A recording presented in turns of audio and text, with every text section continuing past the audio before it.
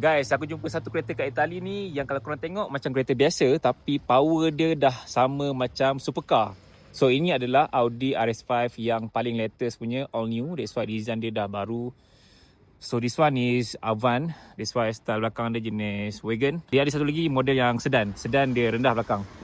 So this one dia punya engine 2.6 liter V6 dan produce power dalam 630, 0 to 100 lebih kurang dalam 3.6 saat. Dan nativity of stock dia dah dalam 800 lebih. Tengoklah dia punya bahagian brake ni pun dah memang mahal gila, gunakan seramik. Kakao rotor dia kan besar kan. Rim dia aku tak sure kena rim apa, mungkin BBS.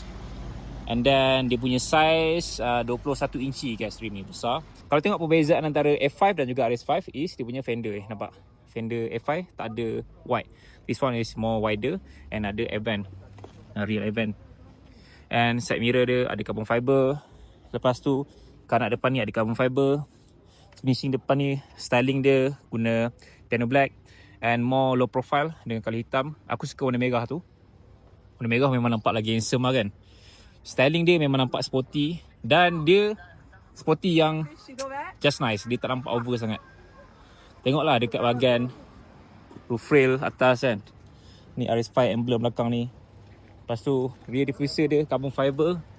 Lepas tu exhaust dia besar gila, dah macam supercar punya styling kan. And light bar belakang dia. Harga aku tak sure berapa, but aku pasti harga kat Malaysia memang akan mahal gila. So bertuah lah aku dekat Dolomite ni, dapat tengok depan mata Audi RS5. Sebab selama ni aku just tengok dalam gambar, dalam video dia orang buat review kan. And this one is PHEV tau, bukannya fully ICE. So dia plug-in hybrid. Boleh charge dan boleh isi minyak. Tapi sound dia tak berapa kuat lah, mungkin sebab dia guna normal mode. Interior dia white screen. Steering dia ada RS button dengan boost. Style gila kereta ni.